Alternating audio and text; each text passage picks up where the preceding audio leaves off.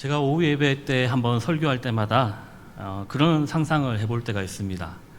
만약 이 자리에 제가 아니라 임영웅이 와도 있다면 어떨까, 여러분의 반응이 어떨까라는 생각을 할 때가 있습니다. 네, 우리 권사님들의 아주 그 히어로죠. 우리 임영웅, 정말 좋아하시더라고요. 네, 안 좋아하십니까? 네. 만약 임영웅이 이 자리에 있다면, 우리 성도님들의 반응은 정말 폭발적이지 않을까라고 생각이 듭니다. 손 들지 말라고 해도 손 드시고 막 환호로 이렇게 하시지 않을까라는 생각을 좀 하게 됩니다.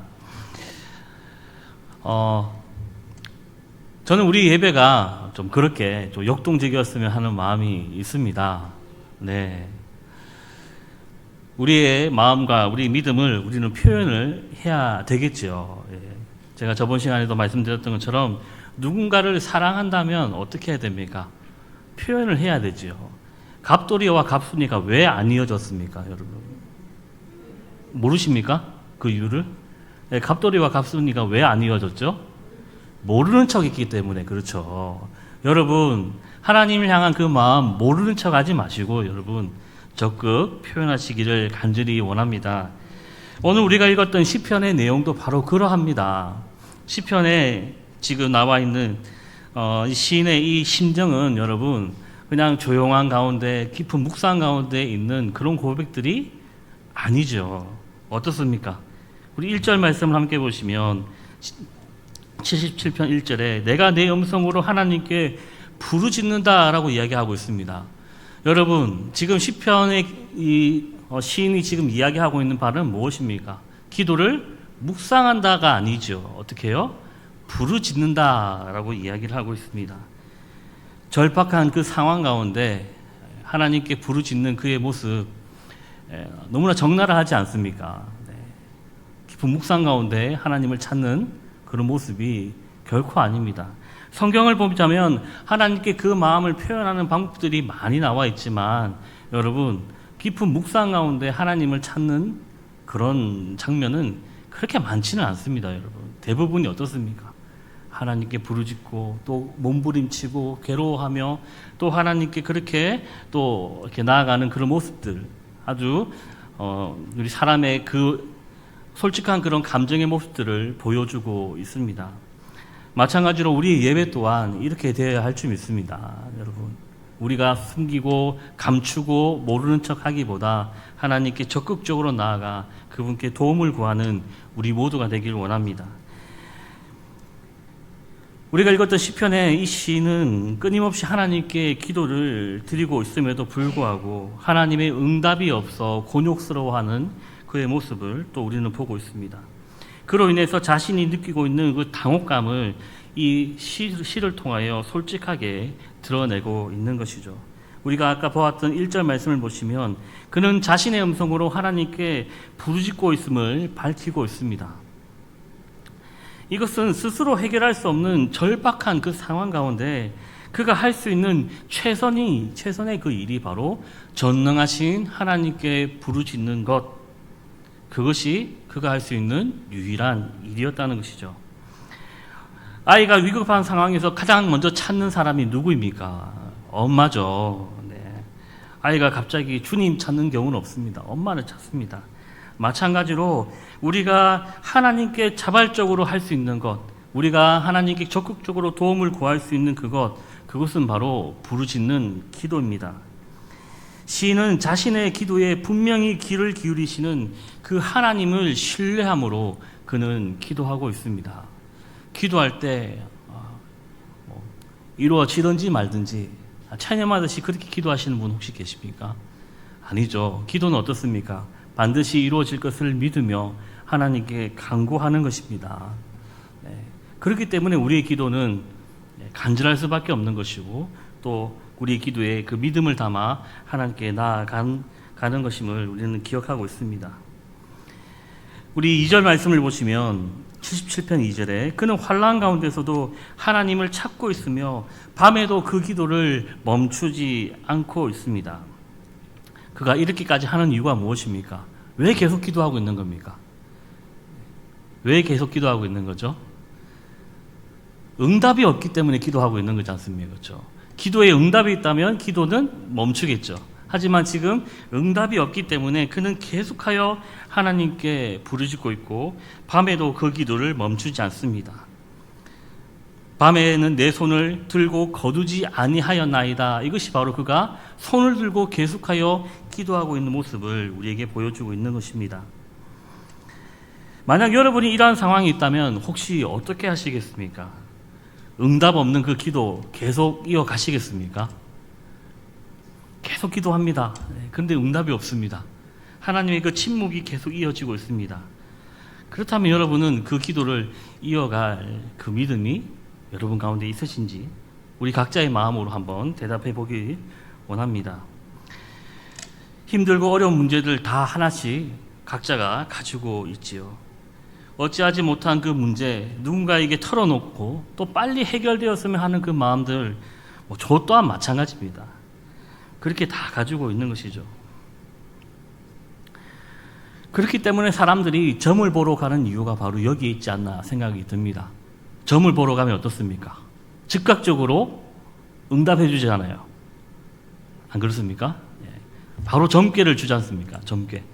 그 점괘대로 하면 당장 내 문제가 해결될 것 같은 그런 느낌을 받기도 합니다. 기나긴 그 인내보다 즉각적인 해결책을 원하는 것이 오늘날 우리의 모습이라는 것입니다. 그러나 시인은 우리 2절 하반절에 보시면 내 영혼이 위로받기를 거절하였도다 라고 고백합니다. 시인은 지금 당장의 즉각적인 그 해결책을 뭔가 강구하기보다 오로지 하나님께 부르짖고 있는 그의 모습을 우리는 보고 있는 것입니다. 이것은 바로 무엇이냐면 사람들에게 받는 인간적인 위로나 그 도움을 나는 거절하겠다라는 것이죠. 사람들이 내게 주는 그런 도움이나 그 위로를 나는 거부하고 오직 누구에게만, 하나님께만 오는 그 위로를 나는 받겠다라고 하는 그의 고백이 바로 담겨져 있습니다. 다시 말하자면 위와 같은 위로, 사람들이 전하는 위로와 도움은 잠시 나를 위한 뿐이지 영원한 해결책은 되지 못한다라는 것을 바로 시인은 고백하고 있습니다. 여러분, 우리가 힘들고 어려울 때 어떻게 합니까? 가까운 사람에게 전화하죠. 그 사람에게 모든 것들을 털어놓습니다. 또 속이 또 시원하기도 하죠. 하지만 그것은 결국 일시적이라는 것입니다. 우리의 깊은 아픔과 그 상처를 온전히 치유하시고 위로하시고 회복하시는 분은 오직 하나님이심을 기억하며 나아가길 간절히 원합니다. 따라서 이 고난 속에서 이 시인은 영원하신 하나님만이 자신을 만족해 하시며 유일한 위로자이심을 알기에 그는 소망을 잃지 않고 계속하여 기도를 이어가고 있는 것입니다. 그가 기도를 이어갈 수 있는 이유는 바로 하나님께만 소망을 두고 있기 때문입니다. 그러나 하나님의 침묵은 그의 마음을 또 한없이 짓누르고 약해지게 만들고 있습니다. 우리 77편 3절 말씀을 보시면 내가 하나님을 기억하고 불안하여 근심한다 라고 하죠. 내 심령이 상한다 라고 그는 이야기합니다. 주님을 간절히 찾는 기도에도 침묵하시는 하나님, 그 시간이 점점 길어지면 길어질수록 이 시인의 마음은 점점 약해져 가고 있습니다. 처음에 이 사람은 고난 때문에 하나님께 부르짖으며 기도했는데 이제는 하나님의 그 침묵 때문에 괴로워하고 있는 그의 모습을 우리에게 보여주고 있는 것입니다. 혹시 여러분이 가장 두려워할 때가 언제입니까, 여러분? 각자가 두려워하는 게 있을 거 아닙니까? 혹시 대답해 보실 분 계십니까? 가장 두려워하는 때, 두려운 때가 언제일까요? 혹시 건강을 잃을 때라든지, 갑자기 돈이 없을 때라든지, 여러 상황들이 있을 수 있습니다. 하지만 우리 믿는 자들에게 있어서 가장 두려운 것은 바로 하나님으로부터 멀어지는 것이라는 것을 우리는 기억을 해야 합니다. 죄를 지었던 다윗이 가장 두려워한 것은 무엇이었습니까? 그가 자신의 부하의 아내를 취했던 그 죄악을 범죄한 이후에 그가 나단 선지자의 그 책망을 들었던 그 이후에 그가 가장 두려워했던 것이 무엇인지를 우리는 생각을 해보아야 합니다. 그는 자신의 죄로 인해 받는 징계가 두려웠던 것이 아니었습니다. 그는 하나님이 자신을 멀리하고 자신에게 주의 신을 거두어 가는 것이 가장 두려웠던 것이죠. 그러므로 우리가 고난 속에 있을 때 어떤 도움이나 위로만 구하는 것이 아니라 어떻게 보면 하나님의 말씀을 듣지 못함으로 인해서 하나님의 그 침묵을 경험하고 있지는 않은지 우리는 우리 자신 또한 돌아보아야 한다는 것이죠. 하나님의 말씀이 우리 가운데 들려지고 있는데 우리가 그것을 귀막고 듣고 있지 않은지, 그래서 우리가 하나님의 침묵을 우리는 또 겪고 있지 않는지를 우리는 마음에 새겨야 할 것입니다. 하지만 이러한 시인의 솔직한 심정, 이것은 하나님을 향한 불신이 결코 아닙니다. 그가 이렇게까지 몸부림치며 하나님께 부르짖는 이것은 바로 하나님의 그 뜻을 알기 위함이라는 것이죠. 77편 4절 말씀해 보시면 눈도 붙이지 못할 정도로 하나님의 그 침묵에 말할 수 없는 괴로움이 그를 힘들게 했다고 합니다. 우리 4절에 주께서 내가 눈을 붙이지 못하게 하시니 라고 되어 있는데요. 이것을 히브리어 원문의 좀 표현으로 조금 더 이렇게 생생하게 표현하자면 이렇습니다. 주께서 나의 눈꺼풀을 붙들고 계신다라는 그런 의미를 가지고 있습니다. 누가요? 주님께서 나의 눈꺼풀을 붙들고 계신다. 잠 못 자도록. 그 정도로 이 시인은 지금 괴로워하고 있는 모습을 우리에게 보여주고 있습니다. 또 하나님의 뜻을 찾기 위한 그 몸부림 가운데 있음을 우리는 보고 있는 것이죠. 그러나 그는 5절에 자신의 지나간 그 세월을 생각합니다. 즉 기억을 떠올려 보았다는 것입니다. 자신의 삶을 돌아보았다는 것이죠. 그리고 6절에 자신이 밤에 부른 노래를 기억합니다. 제가 개인적으로 참 좋아하는 구절 중에 하나가 밤에 부른 노래입니다. 시인이 자신의 지난 세월들을 돌아보며 또 기억을 떠올려 보았을 때 밤에 부른 노래를 떠올렸다고 합니다. 여러분, 밤에라는 이 단어는 여러분 좀 부정적인 의미를 담고 있죠. 긴 밤을 지나고 있다. 이러면 어떻습니까? 또 시적 표현으로 우리가 좀 이야기하자면, 고난을 계속 겪고 있다라고 표현을 하고 있지 않습니까? 바로 이 밤은 부정적인 의미를 담고 있는데, 하지만 이 밤에 부른 노래라는 것은 이 어둠 가운데서도 그가 노래를 부르고 있다라는 것은 그 어둠 가운데 있지만 그가 여전히 은혜를 경험하며 그 어둠을 헤쳐나갔던 그 때를 말하고 있는 것입니다. 여러분도 아마 밤에 부른 노래가 각자가 있을 거라고 생각이 듭니다. 힘들고 어려웠던 시절이 있으시지 않으십니까? 없으셨나요? 반응이 없으시네요. 다 꽃길만 걸으셨습니까? 힘들고 어려운 때 다 있으시지 않으셨습니까, 여러분? 그 가운데서 하나님께 부르짖으며 하나님의 그 은혜를 구했던 그때, 저는 개인적으로 신학을 시작할 때가 가장 좀 힘들었던 것 같습니다. 저는 음악을 원래 공부를 했고요. 찬양 사역을 오랫동안 좀 했었습니다. 그래서 이제 신학을 시작하려고 이제 준비하고 있는 과정 가운데 돈이 없는 거예요. 등록금이 한 500이 넘고 모아놓은 돈은 없고 정말 힘들었던 그 시절들이 저에게도 있었던 것이죠. 하나님의 뜻이 아닌가, 신학을 해야 되는가, 그냥 여기서 포기해야 되는가 하는 그 고통 가운데 있었던 저도 있습니다. 그 가운데서 하나님께 간구하며 또 이 길을 걷기 위해서 하나님께 부르짖었던 그때의 노래가 저에게도 있고 아마 각자에게도 다 있을 거라 생각이 듭니다. 고난의 그 순간들마다 주님의 손길로 이겨내었던 그 감사의 시절, 이것이 바로 밤에 부른 노래입니다.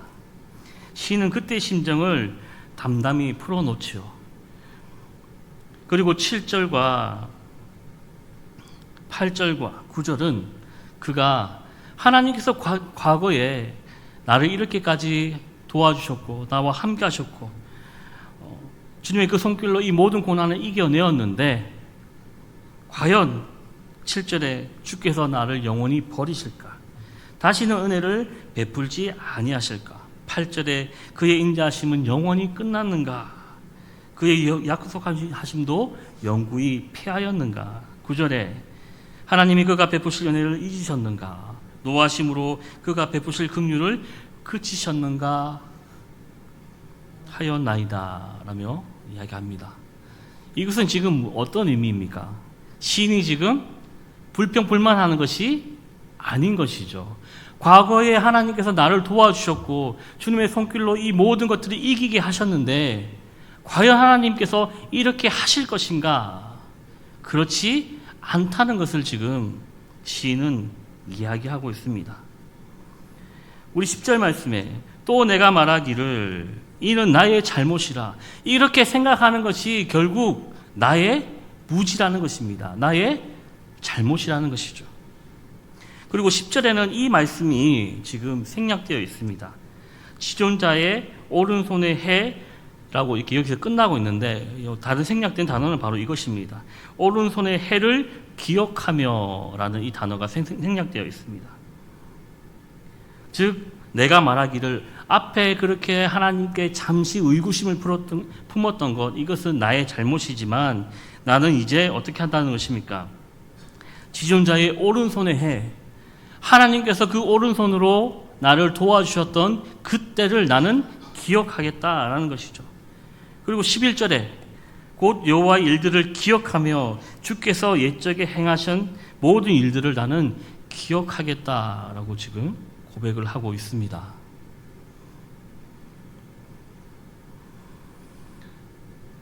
이어서 12절에 또 주의 모든 일을 작은 소리로 읊조리며 주의 행사를 낮은 소리로 되뇌이리라. 즉 기억하겠다라는 것입니다.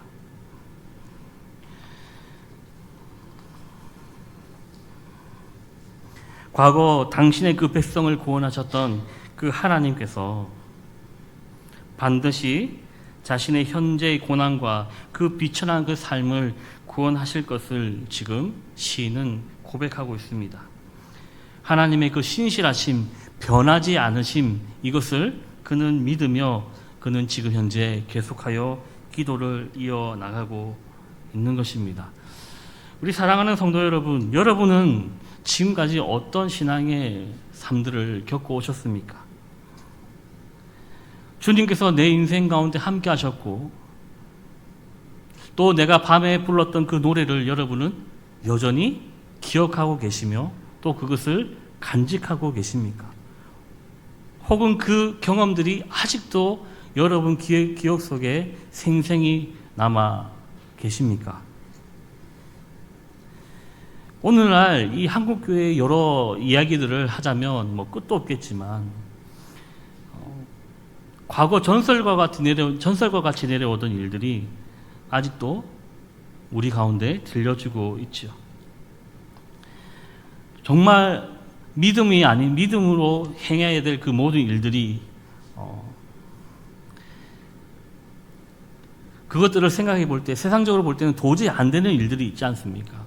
세상으로 볼 때 이 믿음으로 이 일들을 행하면 반드시 망할 수밖에 없고 성공할 수 없는 일들이 있음에도 불구하고 이 믿음으로 믿음 붙잡고 하나님께 부르짖으며 이것을 기도하며 나아갔더니 하나님께서 이렇게 역사하셨더라라고 하는 그 일들이 오늘날에는 잘 들려지지가 않습니다. 과거 전설과 같이 우리에게 내려오고 있죠. 그리고 오늘 MZ세대라고 하는 우리 젊은 세대들을 보자면 불편하고 힘들고 어려운 것 누가 다 해줍니까? 부모님이 다 해줍니다. 그들에게 부족함이란 없습니다. 결핍이 없는 것이죠. 그러니 그들은 하나님께 기도하지 않습니다. 저도 꽤 오랜 기간 다음 세대, 우리 중고등부, 청년부 이렇게 사역을 해왔지만 점점 기도를 하는 그 청년들과 그 학생들이 줄어가는 것을 많이 보게 됩니다. 결핍이 없으니 모든 것을 누군가가 다 채워주니 그들이 하나님께 기도하지 않습니다. 그리고 세상의 그 가치가 그들의 삶을 움직이고 있는 것을 보게 됩니다. 우리 일례로 고3 되면 교회 안 나오죠. 대학 가야 되기 때문에, 좋은 대학 가야 돼서 교회에 나오질 않습니다. 마치 뭔가 면죄부를 얻은 듯한 그런 모습들을 우리는 또 교회 내에서 보고 있습니다. 불과 몇 년 전만 거슬러 올라가자면 그런 일은 절대 용납되지 않았던 때가 있었는데, 어느 순간 이 세상과 이 교회가 그 거룩성이라고 하는 이 구별됨이 없이 뭔가 혼재해 있는 오늘날의 모습들을 우리는 또 보고 있는 것이죠.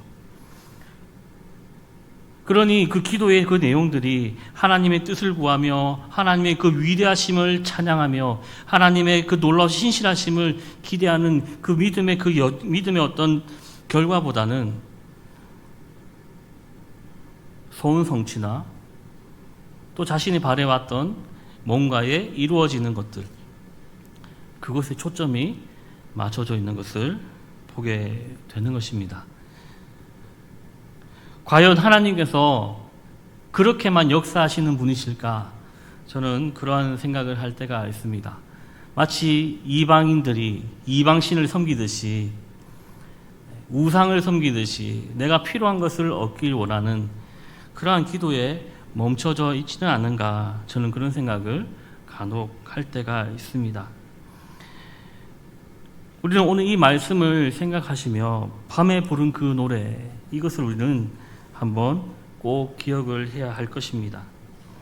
하나님께서 내 기도에 응답하셨고 그 응답이 내 소원 성취에 그치는 것이 아니라 하나님의 뜻을 알게 하시며 그분의 그 놀라우신 그 영광 가운데 우리가 어떻게 살아가게 하셨는지를 깨닫는 그런 밤에 부른 그 노래, 그 기억들이 여러분 가운데 가득 넘치길 원합니다. 요즘은 많이 볼 수가 없지만 간증이 한참 유행했을 때가 있습니다. 저는 개인적으로 이 시편이 간증집이 아닐까라고 생각할 때가 간혹 있습니다. 힘들고 어려운 상황들 가운데 하나님께 부르짖으며 하나님의 응답을 경험했던 자들이 쓴 시라고 생각해 볼 때 바로 이 시편이 간증집이 아닐까 생각을 합니다. 하지만 제가 이 시편과 우리가 평소에 주변에서 들려오던 그 간증들을 비교하여 보자면 어떻습니까, 여러분? 너무나 차이가 나지 않습니까? 저는 그것이 너무 안타깝더라고요. 이 시편의 그 시인들의 그 고백의 그 결과는 결국 하나님만 남습니다. 영원하신 하나님의 그 영광만 남고 하나님의 그 높으신 그 이름만이 남는데, 세상의 그 간증은 그러하지 않는 모습들을 간혹 보게 되는 것입니다. 우리의 기도의 응답과 우리 신앙의 그 모든 그 결과들이 그렇게 되지 않기를, 하나님의 그 은혜 안에 우리가 온전히 거하며 하나님의 그 놀라우신 그 이름만이 남기를 간절히 원합니다. 세상사 따라 살지 않으면 실패할 것 우리는 뻔히 알고 있습니다. 잘 먹고 잘 살기 위해서는 세상 사람들이 하는 것 우리 또한 해야 합니다. 하지만 그래도 믿음의 길을 선택하여 그 선택에 하나님의 그 일하심을 우리는 경험해야 합니다. 그것이 바로 우리에게 밤에 부른 노래가 될 것입니다. 골짜기가 깊어질수록 산봉우리가 높아지듯이 이 시인의 그 마음의 깊은 그 갈등은 그로하여 더욱더 하나님의 사람이 되도록 지금 그를 인도하고 있는 것을 우리는 보고 있는 것이죠. 그가 하나님의 높으심을, 하나님의 위대하심을 깨닫고 있는 것입니다. 우리의 삶이 언제나 순풍에 돛단 듯 평화로울 수는 없습니다. 오히려 높은 파도가 일렁이고 강한 비바람이 부는 폭풍 속에 있을 때가 더욱더 많지요. 우리는 한시라도 빨리 이 폭풍이 멈추기를 바라며 기도합니다. 당장에 내 원하는 것이 이루어지기를 또 원합니다. 그러나 쉽사리 멈출 기미가 보이지 않는 이 현실 가운데서 때로는 주님의 그 기나긴 침묵 가운데 절망하고 좌절할 때도 있습니다. 그러나 우리가 기억해야 될 그 사실은 멈추지 않는 폭풍은 없으며 수많은 시련들을 견뎌냈던 그 시간들을 되돌아볼 때 지금껏 나 혼자 감당했다고 했던 그 순간순간들에 주님의 은혜가 없었던 적은 없었음을 우리는 깨달아 알기를 간절히 원합니다. 여러분, 힘들고 어려운 상황들 가운데서 깊고 깊은 그 침묵, 하나님의 침묵 가운데 우리가 있을지라도 하나님의 그 신실하심을 온전히 믿으며 나아가는 우리 모두가 되길 간절히 바랍니다. 믿음 잃지 않고 소망 잃지 않고 지금껏 우리에게 맡겨진 이 여정을 감당하게 하시는 하나님의 그 놀라신 은혜를 믿으며 그 주님과 함께 밤에 그를 부른 그 노래를 하나둘씩 쌓아나가시며 기억하시며 주님과 동행하는 우리 모두가 되길 간절히 축원드립니다.